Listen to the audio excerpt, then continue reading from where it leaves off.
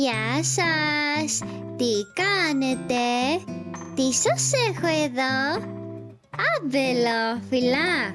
Ναι, και τι θα κάνουμε με αυτό σήμερα? Θα δούμε πώς γίνονται τα σαρμαδάκια. Ξεκινάμε λοιπόν. Και εδώ έχουμε το κρεμμυδάκι και το κρεμμύδι και ξεκινάμε και τα κόβουμε. Ψιλοκόβουμε για την ακρίβεια. Τι ωραία χρώματα που έχουνε. Εδώ ψιλοκόβουμε και το κρεμμυδάκι. Αυτό το πράσινο εμένα μου αρέσει πάρα πολύ.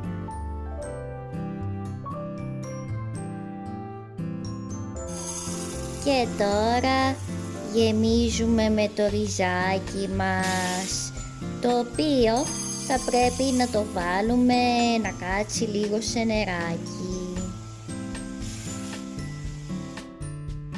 Αφού μουλιάσει το ριζάκι, το νερό αυτό μπορούμε να το χρησιμοποιήσουμε πάλι.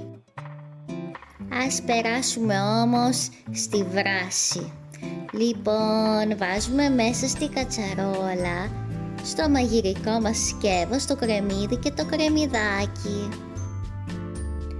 Το αφήνουμε να τσιγαριστεί, έτσι, να ζεσταθεί πολύ μαζί με το λάδι.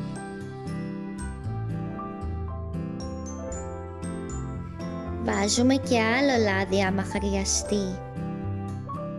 Και τώρα ξεπλένουμε το ρύζι, το ρίχνουμε στο σουρωτήρι για να μην μας πέσουν τα ριζάκια. Εδώ τα μυρωδικά μας. Αλάτι, βεγγέτα, πιπέρι δυόσμο και πελτέ ντομάτας. Τώρα ρίχνω τη βεγγέτα. Και εδώ ρίχνουμε το πιπεράκι. Τώρα ρίχνουμε αλατάκι. Και τι μας έμεινε? Αποξηραμένος δυόσμος. Αυτά είναι τα χεράκια της μαμάς μου. Ανακατεύουμε καλά ώστε να μην κολλήσουν τα κρεμμυδάκια στο πάτο. Και τι άλλο έμεινε? Ο πελτές ντομάτας.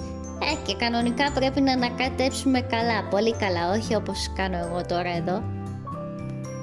Και βλέπετε, θα πρέπει να γίνει έτσι, σαν πορτοκαλί να φαίνεται, μαζί με όλα τα μυρωδικά και το πελτέ.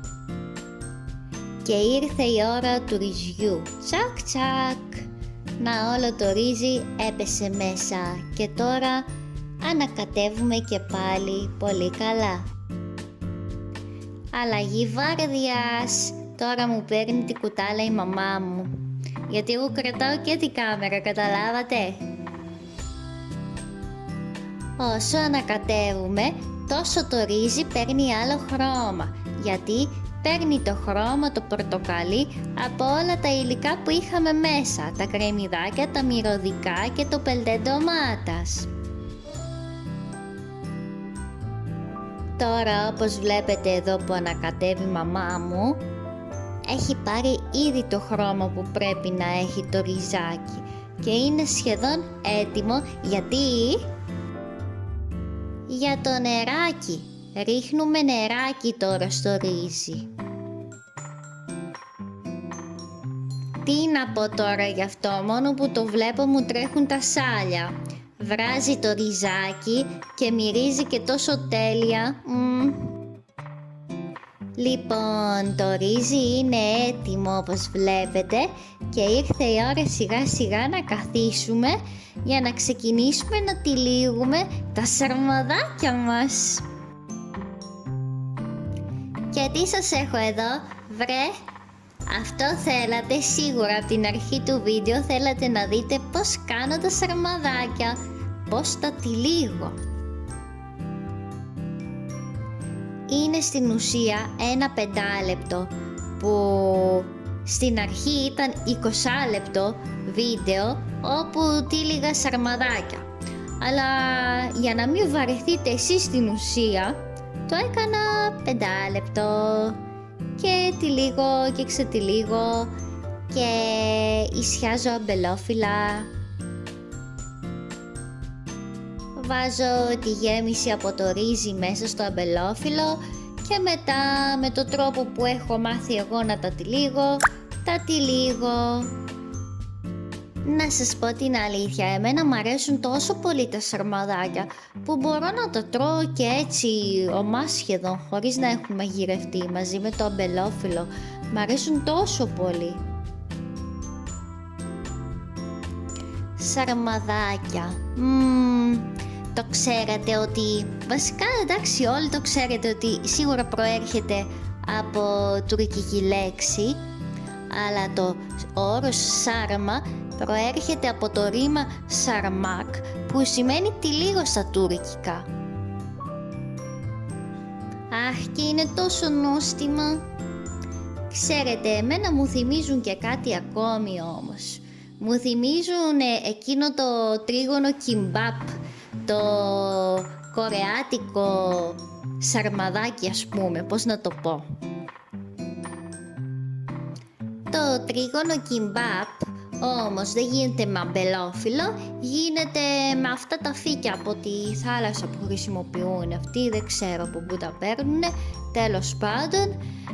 Είναι με φύκι και μέσα έχει ρύζι, αλλά έχει και το ρύζι, δεν είναι, όχι ψέματα λέω, έχουν κάνει διάφορες μετατροπές. Τα πουλάνε και έτσι και στο σούπερ μάρκετ. Βέβαια, νομίζω εκείνο το δικό τους, αυτό το τρίγωνο κιμπάπ, θα τυλίγεται σίγουρα με διαφορετικό τρόπο και δεν ξέρω και πώς θα το τυλίγουν για να το καταφέρουν έτσι. Ίσως πρέπει να ψάξω να βρω εγώ ένα άλλο βιντεάκι να δω πώς αυτοί τα τυλίγουν εκείνα τα τρίγωνα. Και μετά από λίγο καιρό δεν θα σας κάνω ελληνικά φαγητά, θα σας δείχνω σε βιντεάκι πώς να κάνετε κορεάτικα φαγητά. Τώρα μερικοί στα σαρμαδάκια τους αρέσει να βάζουν μέσα κρέας. Εμένα να σας πω την αλήθεια δεν μου αρέσει και πολύ το κρέας μέσα στα σαρμαδάκια, μου αρέσουν έτσι σκέτα, οι αλαντζί που λένε. Και τυλίγω και εσείς βλέπετε πως θα τυλίγω τα σαρμαδάκια και ελπίζω να μην έχετε βαρεθεί. Εσείς έχετε φτιάξει ποτέ σαρμαδάκια?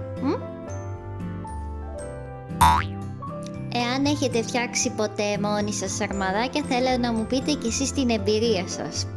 Αλλά και να μην έχετε μαγειρέψει ποτέ, τότε κάντε και καμιά προσπάθεια μία φορά να δείτε πως είναι.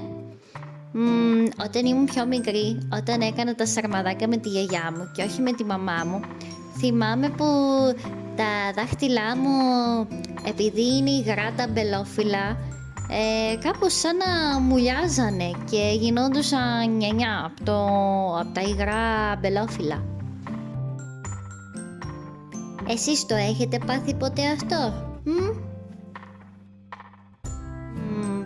Και κάτω από το βίντεο θα σας έχω και τη συνταγή γραμμένη και στα ελληνικά και στα κορεάτικα, έτσι για να μην λέτε ότι δεν σας λέω τα μυστικά. Και επειδή αυτό το φαγητό άλλοι το λένε ντολμαδάκια, άλλοι το λένε σαρμαδάκια, το ντολμά στα τουρκικά στην ουσία σημαίνει γεμιστό και το σαρμά σημαίνει τυλιχτό. Όλα αυτά στη τουρκική γλώσσα. Και να που τελείωσα και με το τύλιγμα. Στο πάτο του μαγειρικού σκεύους βάζουμε φύλλα από αμπέλι. Λίγο λαδάκι, ελαιόλαδο και τα βάζουμε όλα τα σαρμαδάκια μέσα στη κατσαρόλα και κάνουμε έτσι κυκλάκια για να μπουν έτσι πολύ όμορφα όλα τους μέσα. Και τώρα είναι έτοιμα τα σαρμαδάκια μας για να τα βράσουμε, να τα μαγειρέψουμε. Τώρα θα τα πάμε στη κουζίνα. Βάζουμε ένα πιάτο, ρίχνουμε και λίγο νεράκι, ελαιόλαδο πάλι και τι κάνουμε? Και λίγο αλάτι. Ανάβουμε το μάτι με μέτρια φωτιά όμως, βασικά χαμηλή γιατί το 3 είναι χαμηλά. Μετά από αρκετή ώρα τα σαρμαδάκια μας είναι έτοιμα. Καλή μας όρεξη! Ευχαριστώ πολύ! Εάν σας άρεσε, μπορείτε και εσείς να κάνετε εγγραφή στο κανάλι μου.